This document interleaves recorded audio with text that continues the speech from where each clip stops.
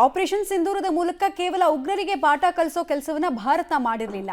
ಭಾರತೀಯ ಸೇನೆ ಅದರಲ್ಲೂ BSF ಯೋಧರು ಪಾಕ್ ರೇಂಜರ್ಸ್ಗೂ ಕೂಡ ಪಾಠವನ್ನು ಕಲಿಸಿದ್ರು. ಜೀವ ಉಳಿಸ್ಕೊಂಡ್ರೆ ಸಾಕಪ್ಪ ಅಂತ ಹೆದರಿ ಓಡುವಂತಹ ವಿಡಿಯೋ, ಯೋಧರು ಬೆನ್ನು ತಿರುಗಿಸಿ ಹೆದರಿ ಓಡುವಂತಹ ವಿಡಿಯೋ ಒಂದು ವೈರಲ್ ಆಗ್ತಾ ಇದೆ. ಅದಕ್ಕೆ ಸಂಬಂಧಪಟ್ಟಂತಹ ಡೀಟೇಲ್ಸ್ ಕೊಡ್ತೀವಿ ನಾವು. ಸಾಂಬಾದಲ್ಲಿ ಪಾಕ್ ಸೇನಾ ಪೋಸ್ಟ್ ಅನ್ನ BSF ಹೊಡೆದುರುಳಿಸಿತು. ಮೇ 10ನೇ ತಾರೀಕು ಸಾಂಬಾ ಮತ್ತು ಕತುವಾ ಗಡಿಯಲ್ಲಿ BSF ಟಾರ್ಗೆಟ್ ಮಾಡಿತು.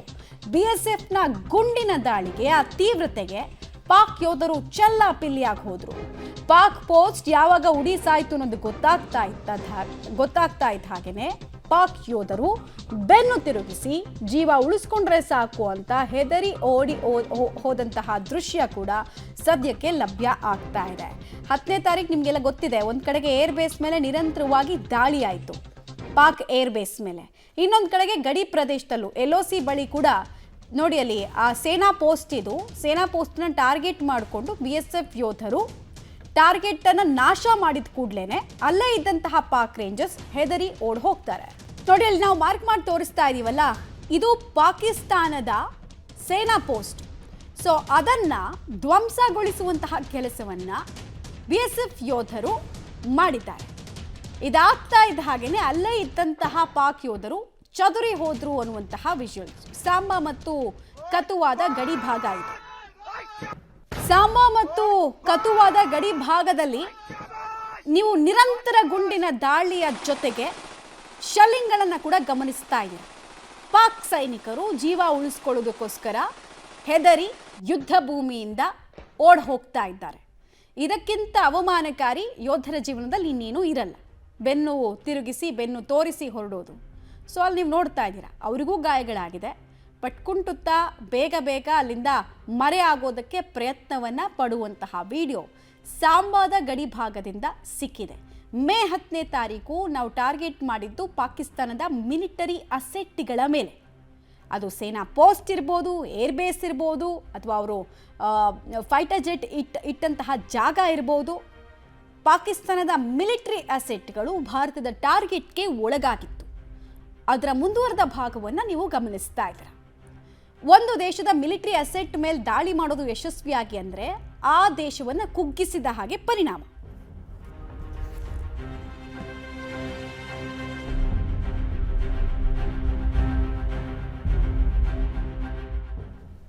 ಡೀಟೇಲ್ಸ್ ಕೊಡ್ತಾರೆ, ನೇರ ಸಂಪರ್ಕದಲ್ಲಿ ಜಾಯಿನ್ ಆಗ್ತಾ ಇದ್ದಾರೆ ಪ್ರಕಾಶ್. ಆ ಗುಂಡಿನ ಮೊರೆತ ಮತ್ತು ಅಲ್ಲಿ ಆ ದಾಳಿಯ ತೀವ್ರತೆಗೆ ಯೋಧರೇ ಓಡಿ ಹೋಗೋ ರೀತಿ ಆಗಿದೆ. ಸೊ ಒಂದು ದೇಶದ ಸೈನ್ಯ ಬಲ ಇಷ್ಟೊಂದು ಕುಗ್ಗಿ ಹೋಗೋದಕ್ಕೆ ಮೇನ್ ಟಾರ್ಗೆಟ್ ಅಂತ ಹೇಳಿದ್ರೆ ಮಿಲಿಟರಿ ಅಸೆಟ್ಗಳ ಮೇಲೆ ಟಾರ್ಗೆಟ್ ಮಾಡೋದು. ಸೊ ಎಷ್ಟು ಯಶಸ್ವಿಯಾಗಿ ಭಾರತದ ಯೋಧರು ಮಾಡಿದ್ರು, ತಮ್ಮ ಪರಾಕ್ರಮವನ್ನು ಗಡಿ ಭಾಗದಲ್ಲಿ ಹೆಂಗೆ ತೋರಿಸಿದ್ರು ಅಂತ. ಮಮತಾ, ಭಾರತೀಯ ಸೇನೆಯಿಂದ ಉಗ್ರರ ಅಡಗುತಾಣಗಳು ಎಲ್ಲಿದ್ದಾವೆ ಅನ್ನುವಂಥದ್ದು ನಿಖರವಾಗಿರುವಂತಹ ಆ ಒಂದು ಪ್ರದೇಶಗಳು ಗೊತ್ತಿದ್ದು, ಸೊ ಹಾಗಾಗಿ ನೇರವಾಗಿ ಆ ಪ್ರದೇಶಗಳ ಮೇಲೆ ದಾಳಿ ಮಾಡುವಂತಹ ವ್ಯವಸ್ಥೆಗಳು ಕೂಡ ಆಗುತ್ತೆ. 10ನೇ ತಾರೀಕಿಗೆ ಈ ಒಂದು ಪ್ರದೇಶದಲ್ಲಿ ಈ ಒಂದು ಗಡಿ ಭಾಗದಲ್ಲಿ ಕೂಡ ಉಗ್ರರು ಅಡಗಿದ್ರು ಅನ್ನುವಂಥ ಮಾಹಿತಿ. ಅದರ ಜೊತೆಗೆ ಪಾಕ್ನ ಸೇನಾ ನೆಲೆಗಳು ಕೂಡ ಆ ಒಂದು ಗಡಿ ಭಾಗಗಳಲ್ಲಿ ಇದಾವೆ ಅನ್ನುವಂಥದ್ದು BSF ಯೋಧರಿಗೂ ಕೂಡ ಗೊತ್ತಿತ್ತು. ಸೊ ಹಾಗಾಗಿ ಪಾಕಿಸ್ತಾನದ ಆ ಒಂದು ಸೇನಾ ನೆಲದ ಮೇಲೆ BSF ಯೋಧರಿಂದಲೂ ಕೂಡ ದಾಳಿ ಆಗುತ್ತೆ. ಅದಕ್ಕೆ ಪ್ರತಿದಾಳಿ ಮಾಡುವಂತಹ ಪ್ರಯತ್ನಗಳು ಪಾಕಿಸ್ತಾನ ಸೇನೆಯಿಂದ ಆಗೋದೇ ಇಲ್ಲ. ಭಾರತದ ದಾಳಿಗೆ ನಿರಂತರವಾಗಿ ಆಗ್ತಾ ಇದ್ದ ಸಂದರ್ಭದಲ್ಲಿ ಅಲ್ಲಿನ ಪಾಕಿಸ್ತಾನದ ಸೈನಿಕರು ತಮ್ಮ ಜೀವವನ್ನು ಉಳಿಸ್ಕೊಳ್ಳೋದಕ್ಕೆ ಬೇರೆ ಕಡೆ ಓಡಿ ಹೋಗ್ತಾ ಇದ್ರು. ಸೊ ಆದರೆ ಪ್ರತಿದಾಳಿ ಮಾಡುವಂತಹ ಧೈರ್ಯ ಪಾಕಿಸ್ತಾನದ ಸೈನಿಕರಿಗೂ ಕೂಡ ಇರಲಿಲ್ಲ. ಆ ಒಂದು ದೃಶ್ಯಗಳಲ್ಲಿ ಸ್ಪಷ್ಟವಾಗಿ ಗೊತ್ತಾಗ್ತಾ ಇದೆ. ಅಲ್ಲಿನ ಸೇನಾ ನೆಲೆಗಳು ಧ್ವಂಸ ಆದ ಬಳಿಕ ಅಲ್ಲಿ ತಮ್ಮ ಜೀವ ಉಳಿಸ್ಕೊಂಡ್ರೆ ಸಾಕು ಅನ್ನುವಂತಹ ಮನಸ್ಥಿತಿ ಪಾಕ್ ಯೋಧರಿಗಿತ್ತು. ಸೊ ಹಾಗಾಗಿ ಅಲ್ಲಿ ಎದ್ನೋ ಬಿದ್ನೋ ಅಂತೇಳಿ ಓಡಿ ಹೋಗ್ತಾ ಇದ್ರು.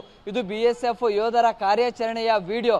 ಸೊ ಎಲ್ಲೆಲ್ಲಿ ಯಾವ ಭಾಗಗಳಲ್ಲಿ ಭಾರತೀಯ ಸೇನೆಯಿಂದ ದಾಳಿ ಆಯಿತು, ಪಾಕಿಸ್ತಾನದ ಸೇನೆಗಳನ್ನು ಧ್ವಂಸ ಮಾಡಿದ್ರು, ಅದೆಲ್ಲವೂ ಕೂಡ ಒಂದೊಂದಾಗಿ ವಿಡಿಯೋಗಳನ್ನು ಈಗ ಬಿಡುಗಡೆ ಮಾಡುವಂಥ ಪ್ರಯತ್ನಗಳು ಕೂಡ ಭಾರತೀಯ ಸೇನೆಯಿಂದ ಆಗ್ತಾ ಇದೆ.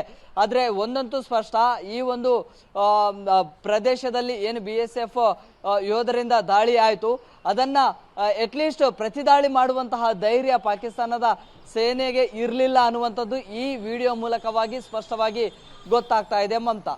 ರೈಟ್, ಹಾಗೆ ಸಂಪರ್ಕದಲ್ಲಿರಿ ಪ್ರಕಾಶ್.